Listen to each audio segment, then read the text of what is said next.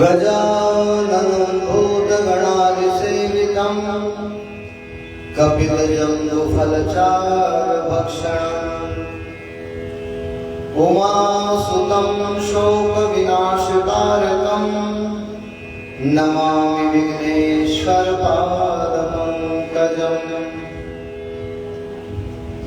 वक्रतुण्डमहाकाय सूर्यकोटिसमप्रभा निर्विघ्नं कुरु मे देव सर्वकार्येषु सर्वदा। गुरु ब्रह्मा गुरु विष्णु गुरुदेवो महेश्वरा गुरु साक्षात् परब्रह्म तस्मै श्री गुरुवे नमः। ध्यान मूलं गुरुमूर्ति पूजा मूलं गुरुपदम् मंत्रमूलं गुरुवाक्यं मोक्षमूलं गुरुकृपा। वन्दे देव उमापतिं सुरगुरुं वन्दे जगत्कारणं वन्दे पन्नगभूषणं मृगधरं वन्दे पशूनां पतिं वन्दे सूर्यशशाङ्कवहनिनयनं वन्दे मुकुन्दं प्रियं वन्दे भक्तजनाश्रयं च वरदं वन्दे शिवं शङ्करम्। नीलाम्बुजश्यामलकोमलाङ्गं सीतासमारोपितवामविभागं पाणौ महासायकचारुचापं नमामि रामं रघुवंशनाथम्। लोकाभिरामं रणरङ्गधीरं राजीवनेत्रं रघुवंशनाथं कारुण्यरूपं करुणाकरन्तं श्रीरामचन्द्रं शरणं प्रपद्ये। मनोजवं मारुततुल्यवेगं जितेन्द्रियं बुद्धिमतां वरिष्ठं वातात्मजं वानरयूथमुख्यं श्रीरामदूतं शरणं प्रपद्ये। अतुलितबलधामं हेमशीलावदेयं तनुजगदृशानं ज्ञानिनाम् अग्रगण्यं सकलगुणनिधानं वानराणामधीशं रघुपतिप्रियभक्तं वातजातं नमामि। यं ब्रह्मा वर्णेन्द्ररुद्रमरुतः स्तुवन्ति दिव्यस्तवे वेदे देशाङ्गपदक्रमोपनिषदे गायन्ति यं सामगा। ध्यानावस्थितगतेन मनसा पश्यन्ति यं योगिनो यशान्तं न विदुःसुरासुरगुणा देवाय तस्मै नमः। अखिलदुरितभुञ्जं ध्वंसं देहभाजां भवजलनिधिपोतं पावनं पावनानां परमपुरुषधामं प्राप्त्यं संस्थितानां श्रीरामचरणचरणं सततं नमामि। या देवी सर्वभूतेषु लक्ष्मीरूपेण संस्थिता नमस्तस्यै नमस्तस्यै नमस्तस्यै नमो नमः।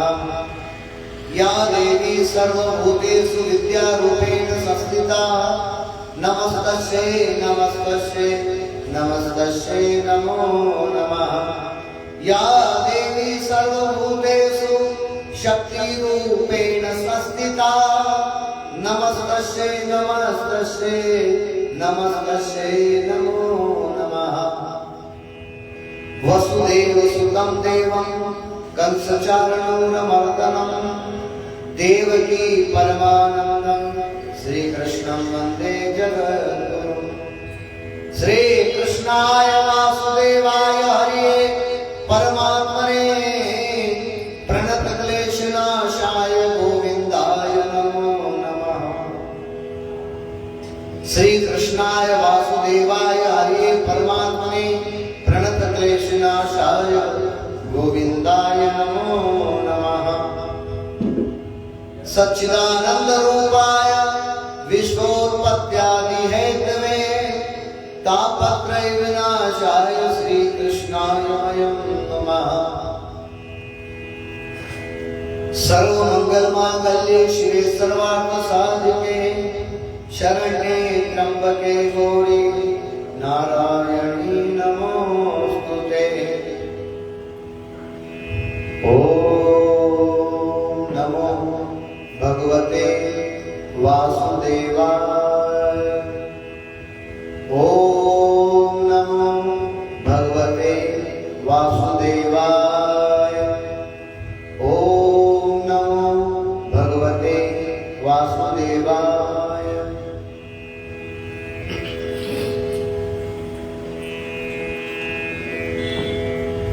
परम पूजनीय प्रातःस्मरणीय संध्या वंदनीय जगत गुरुदेव आद्याचार्य स्वामी रामचरण जी महाराज के अपनी वाणी के द्वारा स्तुति करते हुए अखिल विश्व नायक सारी सृष्टि में रमण करने वाले सत्य चित्त आनंद कंद ज्योति स्वरूप जगत आधार पूर्णानंद परमेश्वर मर्यादा पुरुषोत्तम भगवान राम की स्तुति करते हुए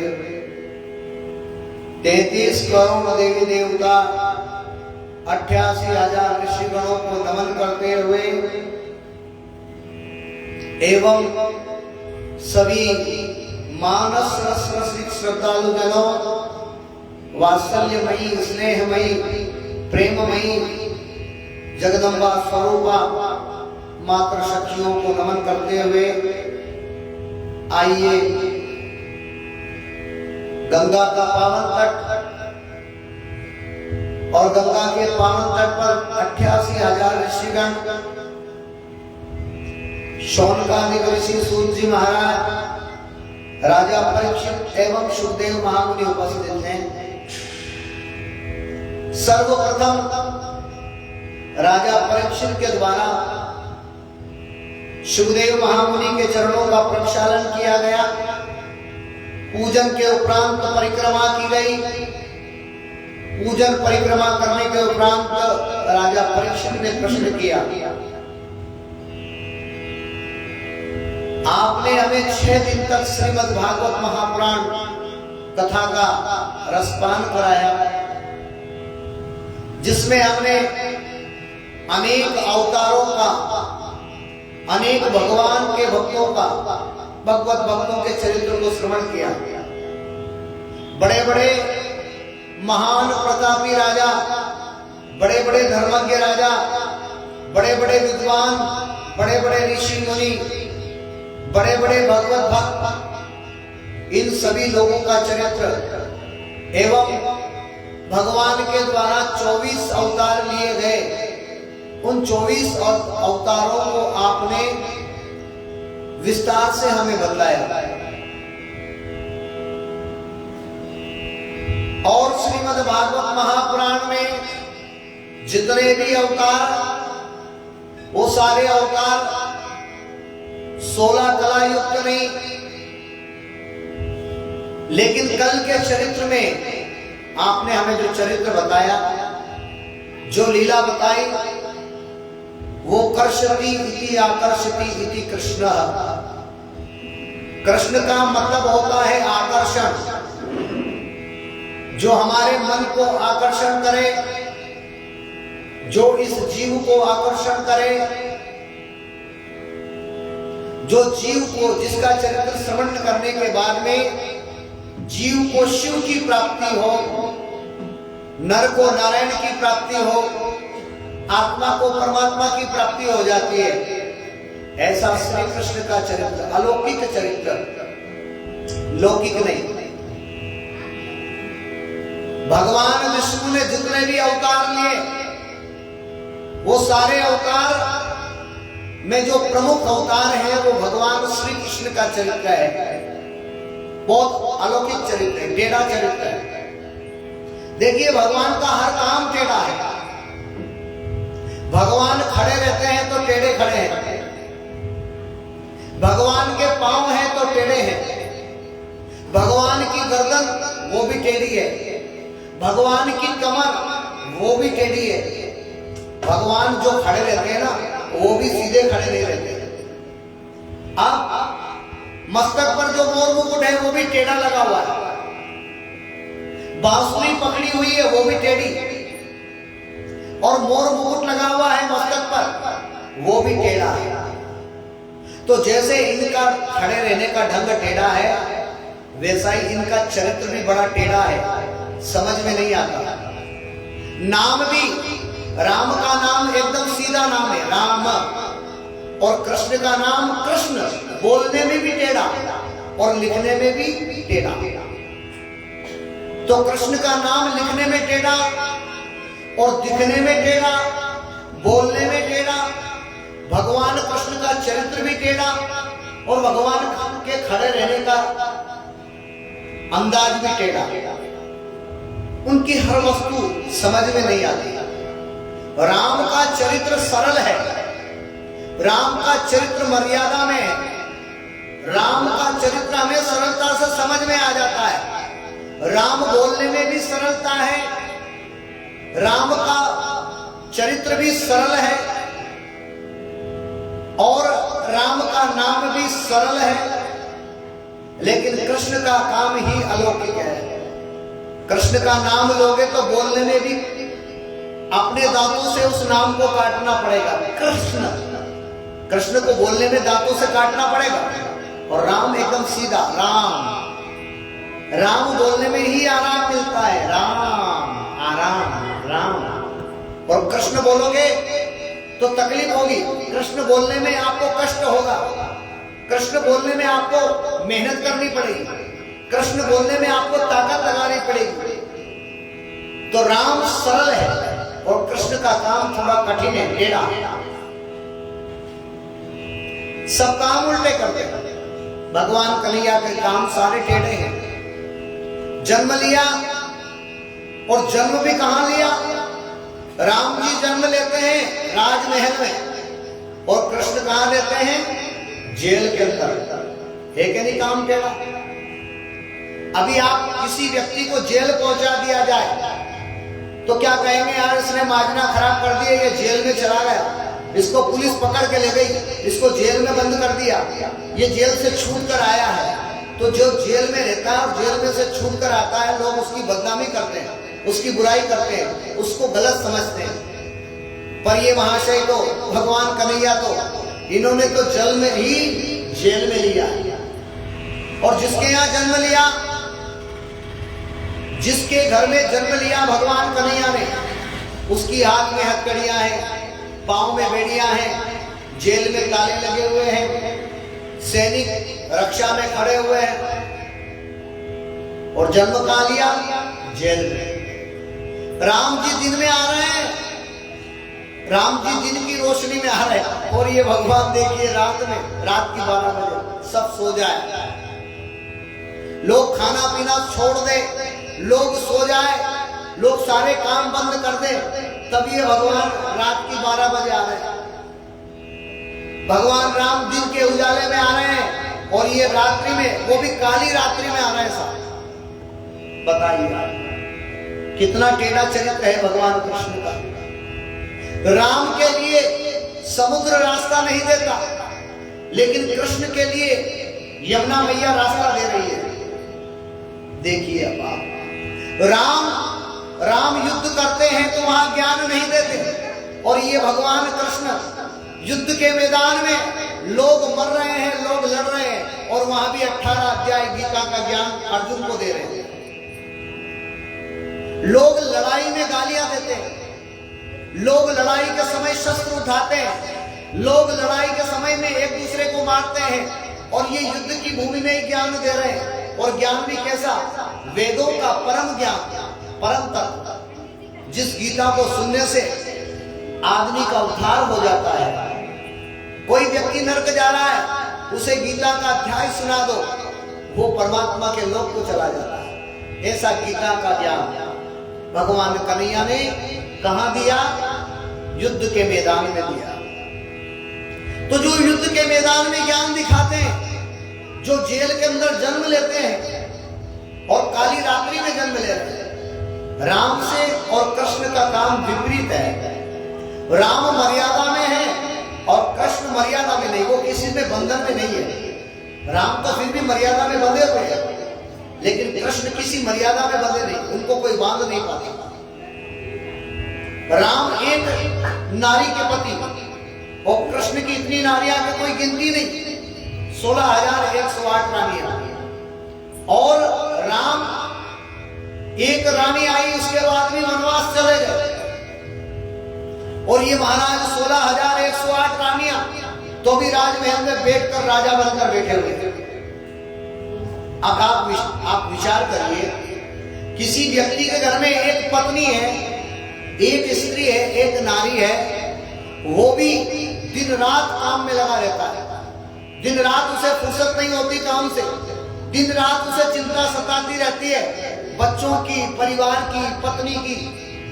अब यहां भगवान को देखिए, एक पत्नी नहीं, 16,108 रानियां।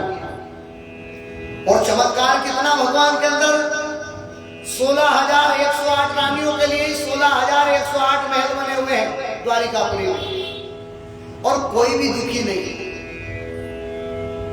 तुम्हारे घर में यदि 10 आदमी हो ना, तो 10 आदमी में कोई भी आदमी प्रेम से नहीं रहता। तुम्हारे घर में 10 आदमी का भोजन नहीं बनता, लेकिन यहां 16,108 रानियां हैं, फिर भी आपस में झगड़ती नहीं, फिर भी आपस में विवाद नहीं होता, फिर भी सभी आपस में प्रेम से रहती है। तो कृष्ण का चरित्र ये बताता है कि चाहे तुम कैसी भी जगह जन्म लो, चाहे तुम कैसी भी जगह रहो, लेकिन तुम्हारे जीवन में परिवर्तन नहीं आना चाहिए।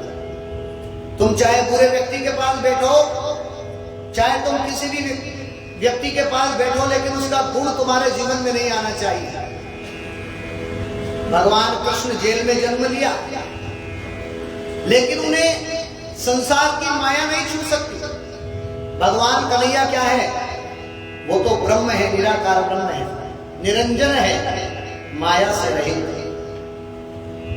भगवान कृष्ण 16,108 रानियों के साथ रहते हैं, लेकिन फिर भी बाल ब्रह्मचारी है। 16,108 रानियों की माया उन्हें छू नहीं पाई। एक नारी के पास में रहकर कोई व्यक्ति ब्रह्मचारी नहीं रहता, लेकिन भगवान कन्हैया 16,108 रानियों के साथ है, फिर भी बाल ब्रह्मचारी है। ये भगवान कृष्ण का चरित्र अलौकिक, जिनके सारे काम कभी भी सरलता से नहीं होते। नाम लो तो कठिन है, भक्ति करो तो कठिन है। भाई उनके नखरे भी अलग है। राम को कोई नखरा नहीं है। राम को आप वल्कल वस्त्र धारण कराओ, राम झोपड़ी में भी रह सकते हैं, लेकिन कृष्ण झोपड़ी में नहीं रहते, वो राजमहल में रहते हैं। वो राजा है, द्वारिकापुरी के राजा। तो कृष्ण का चरित्र जो है वो अलौकिक है, वो समझ नहीं आता, उसे हम समझ नहीं पाएंगे। राम ने एक बार जिस वस्तु को छोड़ा उसे वापस पकड़ लिया, लेकिन कृष्ण ने जिस वस्तु का त्याग कर दिया, एक बार जिस वस्तु का त्याग किया, भगवान कृष्ण ने वापस उसे कभी अपनाया नहीं। देखिए, पहले उन्होंने महाराज गोकुल छोड़ा, वृंदावन में गए, वृंदावन छोड़ा, मथुरा में गए, मथुरा को छोड़ा, द्वारिकापुरी गए।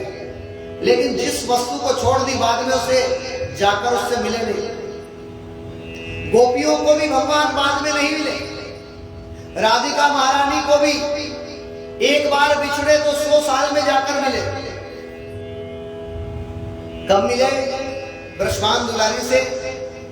जब वो मथुरा नगरी में गए, और मथुरा नगरी में जाने के बाद में 100 वर्ष बाद में 100 वर्ष बाद में जाकर श्री ब्रजमान दुलारी से भगवान कन्हैया मिले। सोचिए आप, कितने बड़े त्यागी होंगे भगवान कन्हैया, कितने परम त्यागी है, जिसने एक बार इस वस्तु को छोड़ दिया, और परम त्यागी है, इसीलिए हम उनको उनके मंत्र में जगत गुरु कहते हैं। वसुदेव सुतम देवम कंसचानूरमर्दनम देवकी परमानंदम कृष्णं वंदे जगत गुरु। किसी भी देवता को जगत गुरु शब्द नहीं लगा, राम को जगत गुरु नहीं लगा, नरसिंह को जगत गुरु नहीं लगा, वामन को जगत गुरु नहीं लगा, सनत कुमारों को जगत गुरु नहीं लगा, लेकिन 24 अवतार में भगवान विष्णु का कृष्ण अवतार ऐसा है जिसमें भगवान श्री कृष्ण को जगत गुरु पदवी लगी। और 24 अवतार में भगवान श्री कृष्ण को अवतार नहीं बताया, भगवान श्री कृष्ण को अवतारिक बताया। और सभी अवतार कृष्ण से हुए, लेकिन कृष्ण अवतार नहीं, अवतारिक है। कामना नहीं छू सकती। भगवान कृष्ण का चरित्र ऐसा है जैसे जल के अंदर कमल रहता है, कमल का पुष्प रहता है, लेकिन जल की एक बूंद, कीचड़ की एक बूंद कमल के पुष्प पर नहीं रुक सकती है। उसी प्रकार भगवान श्री कृष्ण का चरित्र है। माया में रहते हुए भी माया से अलग, माया के पति होकर भी माया से अलग, निरंजन, माया से रहित, जिसको माया नहीं छू पाती। तो राजा परीक्षित ने कहा, महाराज कल के चरित्र में आपने भगवान श्री कृष्ण के चरित्र को श्रवण कराया, जिसमें भगवान श्री कृष्ण ने अवंतिका रग्नी में रहने वाले श्री गुरु सांदीपनि महाराज के यहां पर जाकर विद्या अध्ययन प्राप्त करी। विद्या अध्ययन पूर्ण होने के बाद में भगवान भीष्म की कन्या रुक्मिणी के साथ में विवाह का पूरा वर्णन आपने हमें बतलाया। बड़े प्रेम से सभी देवताओं ने भगवान कृष्ण और रुक्मिणी के विवाह को संपन्न कराया। बड़े बड़े देवता जिनके विवाह में आए, सप्तऋषि, सनत कुमार, ब्रह्मा जी महाराज, भगवान विष्णु, इंद्र, वरुण, अग्निदेव आदि देवता उनके विवाह में आए। आने के बाद में बड़े प्रेम से सब लोगों ने भगवान श्री कृष्ण और रुक्मिणी का विवाह बड़े धूमधाम से मनाया और संपन्न हुआ। अब ये बताइए कि आगे श्रीमद् भागवत महापुराण में भगवान कृष्ण को कितनी नारियां हैं? 16,108 रानियां। तो रुक्मिणी के विवाह के उपरांत कितनी रानियों के साथ और भगवान का विवाह संपन्न हुआ? महाराज वो चरित्र हमें श्रवण करना है। राजा परीक्षित के प्रश्न को सुनकर सुखदेव महामुनि बड़े प्रसन्न हो गए। धन्य है राजा, कभी भी व्यक्ति को भगवान की चर्चा में, कभी भी भागवती कथाओं में आदमी को थकना नहीं चाहिए। जैसे रोज हम भोजन करते हैं, जैसे रोज हम हमारे संसार की शरीर की क्रियाएं करते हैं, स्नान करना, भोजन करना, काम करना, रोज हमारे जीवन में ये हमने वस्तु बना रखी है टाइम। उसी प्रकार रोज भगवान की भगवत चर्चा सुनने का भी हमें समय होना चाहिए। रोज भगवान की भगवत चर्चा सुने, रोज धार्मिक पुस्तक का पठन करें। 5 यज्ञ कहलाते हैं, 5 यज्ञ मनुष्य को करना चाहिए। धर्म यज्ञ, ज्ञान यज्ञ में भगवान की धार्मिक पुस्तकों का सेवन करें, पठन करें, तो ये ज्ञान यज्ञ हो गए। पितृ यज्ञ, देव यज्ञ, ऐसे 5 यज्ञ प्रतिदिन मनुष्य को करना चाहिए। तो धन्य हो राजन, आपने बहुत अच्छा प्रश्न पूछा है। भगवान कृष्ण के चरित्र को श्रवण करने की तुम्हारे मन में लालसा है। हमेशा लालसा जागृत रहना चाहिए। कभी भी आदमी को तृप्त नहीं होना चाहिए भगवान की कथाओं से। रोज नित्य नई भूख तुम्हारे जीवन में प्रकट होना चाहिए। रोज नई कथा, रोज भगवान के नए चरित्र को श्रवण करने की इच्छा तुम्हारे मन में होना चाहिए। ऐसा नहीं कि 7 दिन भागवत सुन ली, उसके बाद में बस हो गई भागवत पूरी, अब भागवत नहीं कर सुनना है। नहीं, भागवत कभी पूरी नहीं होती। परमात्मा का चरित्र कभी पूरा नहीं होता। परमात्मा का चरित्र गंगा के समान है, धारा बहती रहती है, धारा कभी रुकती नहीं है। उसी तरह परमात्मा की कथा है, उसी प्रकार परमात्मा का चरित्र है, उसी प्रकार परमात्मा का नाम है, जो दिन प्रतिदिन नया होता है, नित्य और नया होता है। रोज हमें भगवान की कथाओं को श्रवण करना चाहिए, भगवत चर्चा को हमें श्रवण करना चाहिए। भगवान की कथा श्रवण करने से, भगवत चर्चा श्रवण करने से हमारा मन रूपी दर्पण शुद्ध हो जाता है। जैसे हम हमारे घर की सफाई रोज करते हैं, रोज हमारे घर में झाड़ू लगाते हैं, जैसे हम रोज हमारे घर में झाड़ू लगाने से हमारे घर की सफाई करते हैं, उसी प्रकार रोज भगवत चर्चा श्रवण करने से, रोज भगवान की कथा श्रवण करने से हमारे मन रूपी दर्पण की सफाई हो जाती है, हमारे मन रूपी मकान की सफाई हो जाती है। तो जैसे हम रोज घर में झाड़ू लगाते हैं, वैसे रोज हमें भगवान की कथाओं को श्रवण करना चाहिए, हरि चर्चा श्रवण करना चाहिए, संत महात्माओं के पास बैठना चाहिए। और मिलाप मिले नित ही, नित दुर्लभ मेल हरिजन को। और सबको ही मिल जाएगा तुम्हें, माता मिलेगी, पिता मिलेगा, भाई मिलेगा, पुत्र मिलेगा, परिवार मिलेगा, पत्नी मिलेगी, सब कुछ मिलेगा।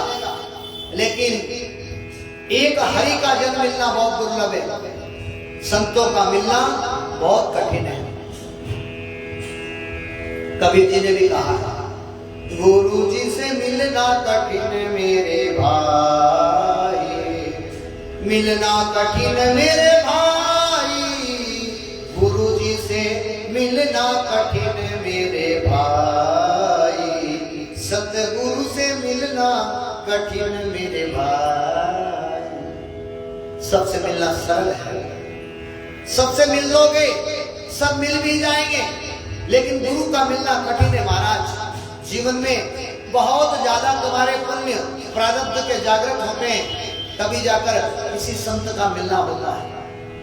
तुम्हारे पुण्य जागृत होते हैं, तभी कहीं जाकर तुम्हें गुरु से मिलना हो जाता है, तुम्हारे सदगुरु से तुम्हारा मिलना हो जाता है, संत से मिलना हो जाता है। ये किसी प्रारब्ध के पुण्य कर्म के द्वारा ही उपलब्धता होती है गुरु की। गुरु मिलना कठिन है, सदगुरु का मिलना कठिन है। सब वस्तु मिल जाएगी, और वस्तु बाजार में भी मिल सकती है, और वस्तु सामान्य वस्तु संसार में मिल पाएगी, लेकिन गुरु का संबंध संसार से नहीं है, गुरु का संबंध बाजार से नहीं। गुरु कहीं बाजार में नहीं मिलेगा, गुरु कहीं संसार में नहीं मिलेगा, क्योंकि यह संसार से ऊपर की वस्तु है, संसार में इसका कोई अस्तित्व नहीं है। हाँ, संसार का जरूर गुरु से अस्तित्व है। मैं तो यहां तक कहता हूं कि परमात्मा का अस्तित्व भी गुरु से है। परमात्मा को हमने नहीं देखा, परमात्मा को हमने नहीं जाना है, परमात्मा कभी हमें दिखाई नहीं देता है, लेकिन ये सब कुछ संभव कब होता है? जब हमें गुरु मिल जाता है, जब हमें सदगुरु मिल जाता है। सदगुरु मिलने के बाद में हमें परमात्मा मिल सकता है, सदगुरु मिलने के बाद में हमें ईश्वर मिल सकता है। लेकिन आप सोच मत लेना कभी भी जीवन में कि बिना सदगुरु से तुम्हें परमात्मा मिल जाएगा, क्योंकि एक ही साधन है परमात्मा से मिलने का, एक ही वाहन है जिसमें बैठकर आप परमात्मा को पा सकते हो, और वो साधन है सदगुरु।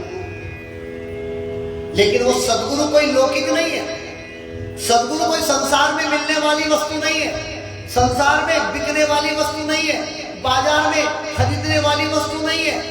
वो तो हमारे कोई बहुत पुण्य जन्म के प्रारब्ध के कर्म है, उन कर्मों के कारण परमात्मा जब कृपा करते हैं तो हमारी भेंट सदगुरु से हो जाती है। और सदगुरु कितना दयालु है, इस जीव को, इस इस जीव को परमात्मा बनाने के लिए, इस जीव को शिव बनाने के लिए, आत्मा को परमात्मा बनाने के लिए, नर को नारायण बनाने के लिए, तुम्हें ईश्वर बनाने के लिए वो क्या करता है? तुम्हें मारता है, बाहर से चोट पहुंचाता है। तुम्हें क्या लगता है कि वो हमें मार रहा है, वो हमें प्रताड़ित कर रहा है, लेकिन वो तुम्हें मारता नहीं, तुम्हें प्रताड़ित नहीं करता। वो तुम्हें बाहर से बड़ा बना रहा है। अंदर हाथ सहार दे, बाहर मारे चोट। बाहर से तो वो चोट मारता है और अंदर से तुम्हें सहारा देता है, तुम्हें आकार देता है। तुम्हें बनाने वाला, तुम्हें आकार देने वाला, तुम्हें भगवान बनाने वाला, तुम्हें ईश्वर बनाने वाला, तुम्हें शिव बनाने वाला, तुम्हें नारायण बनाने वाला, तुम्हें परमात्मा बनाने वाला वो सद्गुरु है। और सद्गुरु कहीं तुम्हें सामान्यता से नहीं मिलेगा। समझ मत लेना जीवन में कि सद्गुरु तुम्हें सामान्यता से मिल जाए। सद्गुरु जब भी मिलेगा तुम्हें, तुम्हारे जीवन की, तुमने कितनी बड़ी तपस्या की हो, उस तपस्या के प्रभाव से ही परमात्मा तुम्हें सद्गुरु की प्राप्ति करवाएगा। और ये निश्चित समझ लेना जीवन में, तुम कभी भी मत सोच लेना जीवन में कि सद्गुरु के बिना तुम्हें परमात्मा मिल जाएगा। बिना सद्गुरु के प्राप्त किए तुम्हें परमात्मा नहीं मिलेगा। कबीर जी भी कह रहे हैं, पार ब्रह्म से गुरु बड़ा, पार ब्रह्म से गुरु बड़ा, भासत वेद पुराण। हरि के घर वैकुंठ है, गुरु के घर भगवान। भगवान की भक्ति करोगे तो भगवान और वैकुंठ मिलेगा। भगवान की भक्ति करोगे तो वैकुंठ मिलेगा, लेकिन भगवान की भक्ति से भगवान नहीं मिलेगा। गुरु की भक्ति करने से तुम्हें भगवान मिलेगा, क्योंकि भगवान कहीं और नहीं है। भगवान ना वैकुंठ में रहता है, भगवान ना योगियों के हृदय में रहता है। भगवान तो कहते हैं कि मैं हमेशा सद्गुरु के द्वार पर बैठा रहता हूं। सद्गुरु के द्वार पर यदि तुमने सद्गुरु की शरण पकड़ ली, यदि आप सद्गुरु की शरण चले गए, आप सद्गुरु के सानिध्य में आ गए, फिर आपको परमात्मा सरलता से उपलब्ध हो जाएगा। लेकिन कभी सोच मत लेना कि सद्गुरु के बिना तुम्हें परमात्मा मिल जाएगा। सद्गुरु के बिना परमात्मा मिलना बहुत कठिन है, इसलिए गुरु की शरण जाना पड़ेगा। बड़े बड़े संत महापुरुषों ने कहा है, गुरु धोबी शिष्य का पड़ा। कबीर जी कह रहे हैं, गुरु धोबी शिष्य का पड़ा, सावन सिरजनहार। और सूरज शिला पर धोइया, निकस्या रंग अपार। गुरु धोबी है, गुरु धोबी है और शिष्य कपड़ा है। सूरत शिला पर धोइया, निकस्या रंग अपार। परमात्मा कब मिलेगा? परमात्मा जब मिलेगा जब तुम्हें गुरु मिलेगा, जब तुम गुरु की शरण में चले जाओगे, जब तुम गुरु के सानिध्य में चले जाओगे, जब तुम गुरु की ओट में चले जाओगे, जब तुम गुरु की ओट में रहोगे, तो तुम्हें फिर परमात्मा नजर आ जाएगा। परमात्मा तुम्हारे अंदर ही नजर आएगा और वो सद्गुरु बताएगा। तो सद्गुरु ही साधन है हमें परमात्मा से मिलाने वाला। सद्गुरु ही वो भाषा जानता है जो हमें परमात्मा से मिला सकता है, परमात्मा से बात करवा सकता है। इसीलिए तो संत महापुरुषों ने कहा है, सात द्वीप नवखंड में गुरु से बड़ा न कोई।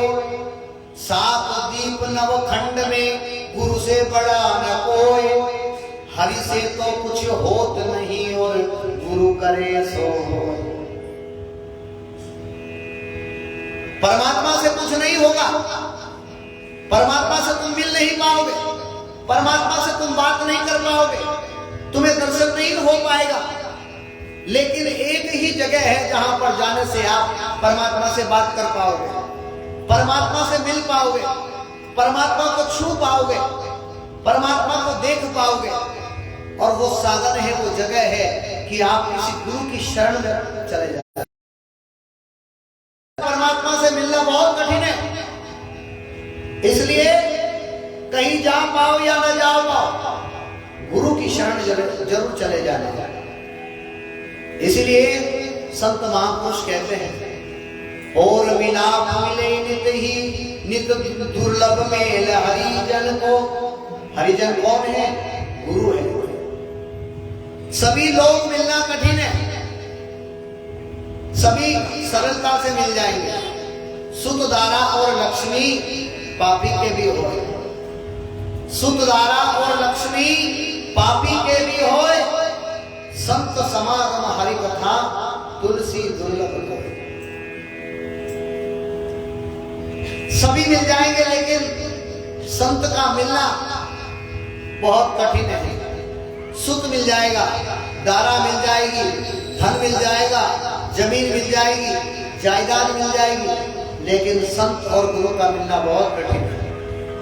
तात मिले पुनि मात मिले, सुख भ्रात मिले युक्ति सुखदाई, राज मिले गजबाज मिले, सब साज मिले मन वांछित पाई। लोक मिले सुरलोक मिले, विधि लोक मिले वैकुंठ जाई, सुंदर और मिले सब ही पर, संत समागम दुर्लभ भाई। संत का मिलना कठिन है, गुरु का मिलना कठिन है। और गुरु मिलेंगे तभी परमात्मा मिलेगा। कभी सोच भी मत लेना अपने जीवन में कि बिना गुरु तुम्हें परमात्मा मिल जाएगा, बिना गुरु के तुम्हें परमात्मा के दर्शन होंगे। चाहे तुम मंदिर में जाओ, चाहे तुम काशी जाओ, चाहे तुम कैलाश जाओ, तुम कहीं भी चले जाओगे, लेकिन तुम्हें परमात्मा नहीं मिलेगा। परमात्मा तो गुरु की चरण जाए बिना ही मिलेगा, गुरु की शरण जाए बिना ही परमात्मा मिलेगा। बिना गुरु की शरण जाए परमात्मा मिलेगा नहीं। चाहे तुमने आपने एमएससी की हो, चाहे आपने बीएससी की हो, चाहे आपने बीएड कर लिया हो, चाहे तुमने कोई सा भी विभाग में पढ़ाई की हो या नौकरी की हो, चाहे आप कितने भी बड़े धनवान हो, चाहे आप कितने भी ज्ञानी हो, चाहे आप कितने भी ध्यानी हो, चाहे आप कितने भी गुणवान हो, लेकिन इतना होने के बाद भी परमात्मा तुमसे नहीं मिलेगा। परमात्मा तो किसी गुरु के पास जाने के बिना ही आपको परमात्मा मिलेगा। बिना गुरु की शरण जाए परमात्मा नहीं मिलेगा। इसलिए सभी महापुरुष कहते हैं कि जितना समय हो संत के पास बैठो, जितना समय हो गुरु के पास बैठो, जितने समय हो सदगुरु के पास बैठो, क्योंकि सदगुरु तुम्हें करची बनने से रोकेगा। सदगुरु तुम्हें कहेगा तुम करची मत बनो, लेकिन तुम्हारी आदत पड़ी हुई है करची बनने की। करची कभी भी दाल का स्वाद नहीं खा पाएगी और जबान हमेशा दाल खा सकती है। तो तुम्हें दाल कौन बनाएगा? सदगुरु बनाएगा। तुम्हें जबान कौन बनाएगा? सदगुरु बनाएगा। नम्र बनो। और नम्रता कहां आएगी? जब हम किसी गुरु के पास में बैठेंगे। नम्रता कहां आएगी? जब हम किसी संत के पास बैठेंगे। हमारे पास गुण कहां से आएंगे? जब हम संत के पास में बैठेंगे। भगवान तो निर्मल मन से ही मिलेगा। निर्मल मन जन सो मोहि पावा, मोहि कपट छल छिद्र न भावा। जिनके कपट दम्भ नहीं माया, जिनके कपट दम्भ नहीं माया, तिनके हृदय बसहु रघुराया, तिनके हृदय बसहु रघुराया। जिसके हृदय में कपट नहीं है, जिसके हृदय में दम्भ नहीं है, जिसके हृदय में अहंकार नहीं है, परमात्मा उसे मिलेगा। लेकिन कपट को कौन मिटाएगा? दम्भ को कौन मिटाएगा? पाखंड को कौन मिटाएगा? अज्ञान को कौन मिटाएगा? हमें निर्मल कौन बनाएगा? ये सब कुछ करने वाले सदगुरु हैं। हमें निर्मल बनाने वाले, हमें माया रहित बनाने वाले, हमें ईश्वर से मिलाने वाले वो सदगुरु ही होगा।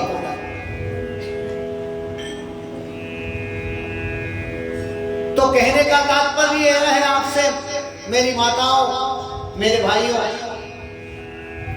कि जीवन में और कोई मिले ना मिले, लेकिन सदगुरु की शरण चले गए, सदगुरु की शरण चले गए, फिर परमात्मा तुम्हें सरलता से प्राप्त हो जाएगा।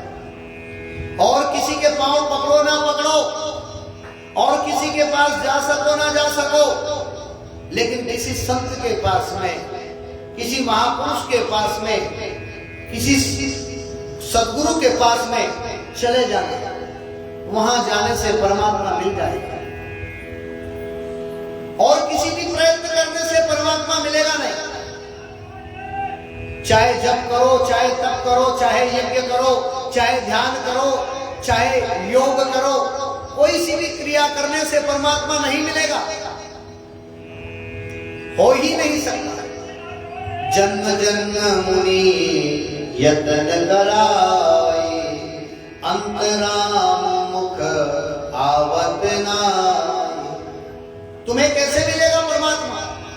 तुम्हें कैसे मिलेगा ईश्वर? तुम्हें कैसे मिल सकता है भगवान? जन्म जन्म जन्मांतर से ऋषि मुनिगण जीवन भर परमात्मा का नाम लेते हैं, लेकिन वो भी परमात्मा को नहीं देख पाते। तो तुम जैसे सामान्य व्यक्ति जो माया में लिपटे हुए हो, जो परिवार से बंधे हो, जो समाज से बंधे हो, जो धन में पूरा समय बिता रहे हो, ऐसे व्यक्तियों को परमात्मा कहां से मिलेगा? तुम जैसे सामान्य व्यक्तियों के लिए, तुम जैसे माया में लिपटे हुए व्यक्तियों के लिए एक ही साधन है कि आप किसी संत के चरण पकड़ लो, गुरु के चरण पकड़ लो। मैं तो कहता हूं भगवान मिले ना मिले, तुम्हें गुरु प्राप्त हो जाए, तुम्हें सदगुरु प्राप्त हो जाए, तुम्हें संत प्राप्त हो जाए। और यदि तुम्हें संत प्राप्त हो गए, तुम्हें सदगुरु प्राप्त हो गए, तुम्हें गुरु प्राप्त हो गए, तो फिर आपको भगवान तो वैसे ही मिल जाएगा, क्योंकि भगवान तो गुरु की शरण में रहता है। भगवान सदैव 64 घड़ी अष्ट प्रहर भगवान सदगुरु की शरण में रहता है। आपने सदगुरु को पकड़ लिया, परमात्मा आ जाएगा। और सभी संत बताते हैं, कबीर जी भी कहते हैं, चेत रे नर चेत रे धर चिड़िया चुग गई खेत रे नर नुगरा रे, अब तो मन में चेत रे, हाँ अब तो दिल में चेत रे। चेत रे नर चेत रे धर चिड़िया चुग गई खेत रे मन नुगरा रे, अब तो मन में चेत रे। थारे गुरु जी बतावे भेद रे, बस कटे जन्म की केद रे नर नुगरा रे, अब तो मन में चेत रे, हाँ अब तो दिल में चेत रे। ये शरीर है, तुम्हारा मन है, ये बहुत कमजोर है, इसे कोई भी लूट लेगा, कोई भी इसका विनाश कर देगा। तो एक ही व्यक्ति है जो तुम्हें बचा सकता है, वो कौन है? सदगुरु है, वो संत है, वो गुरु है जो तुम्हें बचा सकता है, परमात्मा से मिला सकता है, तुम्हारी रक्षा कर सकता है। कबीर जी ने एक भजन में और समझाया है, थारी काया नगर को पूर्ण धनी मार्ग में लूटे 5 धनी, थारी काया नगर को पूर्ण धनी मार्ग में लूटे 5 धनी, 5 धनी 25 धनी मार्ग में लूटे 5 धनी, थारी काया नगर को पूर्ण धनी मार्ग में लूटे 5 धनी। ये काया है, इस नगर में, काया रूपी नगर में मुसाफिर जागते रहना, नगर में चोर आते हैं। मुसाफिर जागते रहना, नगर में चोर आते हैं। तुम्हारी काया रूपी नगरी में चोर कौन से हैं? काम, क्रोध, लोभ, मोह, अहंकार, ये चोर तुम्हारे इस काया रूपी नगरी में घुस रहे हैं और तुम्हारी वास्तविक पूंजी की चोरी हो जाएगी। तो किसकी शरण जाना है? गुरु की शरण जाना है। और किसी की शरण जा पाओ या ना जा पाओ, उसके लिए मैं नहीं कहूंगा, एक बार आप परमात्मा की भक्ति करो ना करो, एक बार आप मंदिर जा पाओ ना जा पाओ, एक बार आप भगवान की भक्ति करो ना करो, लेकिन आप एक काम जरूर कर लेना, किसी संत के चरण पकड़ लेना। भज मन राम चरण सुखदाई, राम चरण सुखदाई, भज मन राम चरण सुखदाई, भज मन राम चरण सुखदाई, भज मन राम चरण सुखदाई। मस्तक की पूजा नहीं, किसके चरण पकड़ना है? सदगुरु के चरण पकड़ लो। क्योंकि दो व्यक्ति ऐसे हैं जिनके चरणों की पूजा है, जिनके चरणों को पकड़ना है, जिनके चरणों का सहारा लेना है। किसके? एक तो भगवान की चरण पूजा, भगवान के चरणों को पकड़ो या सदगुरु के चरणों को पकड़ो। और पहली बात तो गुरु ही परमात्मा है। राम मई गुरु जानिए, गुरु में ही जानो राम। राम को ही गुरु मानना है और गुरु को ही राम मानना है। गुरु और राम में भेद नहीं है, गुरु ही राम है और राम ही गुरु है। और जो गुरु और राम में भेद समझता है वो कभी परमात्मा को नहीं मानता, वो कभी परमात्मा को नहीं जान पाएगा। क्योंकि कबीर जी ने कहा है कि जो गुरु और राम में भेद करता है वो कभी ईश्वर को नहीं मिल पाएगा। कबीर ते नर अंध है, क्या कह रहे हैं कबीर जी? कबीर ते नर अंध है, गुरु को कहते। और कबीरदास जी कहते हैं कि वो व्यक्ति अंधा है जो भगवान से गुरु को अलग बताता है, जो सदगुरु को और कहता है, जो सदगुरु को ईश्वर से अलग बताता है, जो सदगुरु को भगवान से अलग बताता है। सदगुरु तो भगवान ही है। जो सदगुरु को और समझता है वो कभी भगवान को नहीं समझ पाएगा। तो किसी की शरण जाओ या ना जाओ, सदगुरु की शरण में चले जाओ, संत की शरण में चले जाओ, जहां पर जाने से काल जाल जंजाल सब समाप्त हो जाएंगे। जो गुरु की शरण में चला गया वो अकाल मृत्यु नहीं मरेगा। अकाल मृत्यु वो मरे जो काम करे चांडाल का, और काल उसका क्या बिगाड़े जो भक्त हो महाकाल का। ये महाकाल है कौन? ये अकाल पुरुष है कौन? ये महाकाल ही तो सदगुरु है। सदगुरु कोई और नहीं है जिसको हम महाकाल कहते हैं। जहां पर हमारी मृत्यु ना हो, जहां हमारी मृत्यु टल जाए, वो सदगुरु ही है। सदगुरु का दूसरा नाम महाकाल है। सदगुरु अकाल पुरुष है। सदगुरु हमारे काल को डाल देता है। सदगुरु के पास जाने से हमारी मृत्यु नहीं होगी, हमारे साथ दुर्घटना नहीं होगी, हमारे साथ अपघात नहीं होगी। तो किसी की शरण जाओ ना जाओ, लेकिन सदगुरु की शरण चले जाओ। सदगुरु हमें परमात्मा से मिलाने वाला है। सदगुरु हमारे ईश्वर से बात कराने वाला है। तो अकाल मृत्यु वो मरे जो काम करे चांडाल का, काल उसका क्या बिगाड़े जो भक्त हो महाकाल का। यमराज से तुम्हारी रक्षा करने वाला, तुम्हें अकाल मृत्यु से बचाने वाला, तुम्हें परमात्मा से मिलाने वाला, तुम्हारी ईश्वर से बात कराने वाला वो सदगुरु है।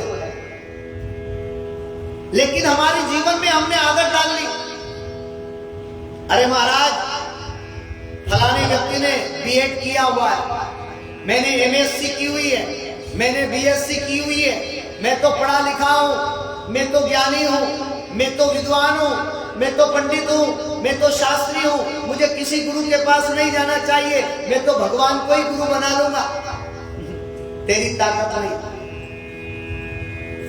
संसार में तूने मनुष्य योनि प्राप्त करी है, तूने मनुष्य तन प्राप्त किया है, तो मनुष्य तन प्राप्त करके तू भगवान को अपना गुरु नहीं बना पाएगा। यदि तेरा शरीर मनुष्य का है तो तुझे मनुष्य रूपी सदगुरु ही बनाना पड़ेगा। अब तू जरा सी चीज को पकड़ नहीं पाता और तू सारा ब्रह्मांड पकड़ने के लिए जाएगा? कैसे तुम अपने गुरु को हनुमान जी को बना पाओगे? कैसे तुम भगवान शिव को अपना गुरु बना पाओगे? कैसे तुम राम को अपना गुरु बना पाओगे? कैसे तुम भगवान शिव को, कृष्ण को अपना गुरु बना पाओगे? क्यों? क्योंकि ये सब इतनी बड़ी शक्ति है। तुम एक जीरो बल्ब हो। कितने बल्ब हो? तुम्हारा आकार जीरो बल्ब का है और तुम्हारी ताकत है जीरो करंट से तुम चल सकते हो। जैसे ही ज्यादा करंट तुम्हारे अंदर आएगा तो फूट जाएगा। और परमात्मा कितना वाट की मशीन है? वो 33 करोड़ वाट है और 33 करोड़ वाट की लाइट में कभी ग्लूब नहीं जलेगा, कभी लाइट नहीं जला पाओगे। तो परमात्मा भी इतना शक्तिशाली है, उसको तुम गुरु बनाओगे तो तुम्हारी ताकत नहीं कि तुम फिर उसको तुम जी पाओगे, तुम समझ पाओगे। तुम्हारी जितनी शक्ति है वैसे ही आप अपना गुरु बनाओ। बिना शक्ति के किसी को गुरु बनाया तो तुम कभी भी तर नहीं पाओगे, कभी भगवान से मिल नहीं पाओगे। आपने शरीर धारण किया है, आप पंच तत्व से बने हो। क्षिति जल पावक गगन समीरा, पंच तत्व रचि अधम शरीरा। 5 तत्व से तुम्हारा शरीर बना है, तो इस 5 तत्व के पुतले को शरीर रूपी गुरु चाहिए। गुरु भी हमारा शरीर रूपी होना चाहिए। लेकिन नहीं, महाराज मैं तो पढ़ा लिखा हूं, मैं तो ज्ञानी हूं, मैं तो विद्वान हूं, मैं तो शास्त्री हूं, मैं तो पंडित हूं, मुझे तो भगवान को ही अपना गुरु बनाना है। तेरे पिताजी की ताकत नहीं कि तू भगवान को गुरु बनाएगा। भगवान को कैसे गुरु बनाओगे? भगवान कोई तुम्हें मंत्र थोड़ी देगा। बिना मंत्र लिए, बिना दीक्षा लिए, बिना गुरु मंत्र लिए तुम किसी को गुरु नहीं बना सकते। अपने आप मानने से क्या होगा? मानने से तो कल तुम दुनिया के बाप बन जाओगे, मानने से तो तुम भगवान विष्णु बन जाओगे, मानने से तुम ब्रह्मा बन जाओगे। मानने से कुछ नहीं होता। और देखा जाए तो अहम ब्रह्मास्मि, देखा जाए तो हम सभी ब्रह्म हैं। कोई भी व्यक्ति ऐसा व्यक्ति नहीं है जो ईश्वर नहीं है, सभी ईश्वर है। लेकिन ईश्वर किसी के बनाने से ही बनोगे। कोई भी व्यक्ति ईश्वर कब बनेगा? जब वो गुरु की शरण में जाएगा। कोई भी व्यक्ति भगवान कब बनेगा? जब वो सद्गुरु की शरण जाएगा। आत्मा परमात्मा कब बनेगी? जब वो सद्गुरु की शरण जाएगा। नर नारायण कब बनेगा? जब वो किसी सद्गुरु की शरण जाएगा। जीव शिव कब बनेगा? जब वो सद्गुरु की शरण जाएगा। यदि ऐसा होता ना तो दुनिया में फिर राम जी को किसी को गुरु नहीं बनाना पड़ता। भगवान विष्णु ने राम अवतार लिया तो गुरु बनाया। विद्या अध्ययन गुरु वशिष्ठ के पास की, विद्या गुरु वशिष्ठ बने, कुल गुरु वशिष्ठ बने। और शस्त्र और शास्त्रों का ज्ञान किससे लिया? महाराज महर्षि विश्वामित्र से लिया। भगवान विष्णु ने कृष्ण के रूप में अवतार लिया तो किसे गुरु बनाया? शिक्षा उन्होंने अवंतिका नगरी के सांदीपनि ऋषि से ली और मंत्र दीक्षा किससे ली? दुर्वासा ऋषि से। मंत्र गुरु कौन थे भगवान कृष्ण के?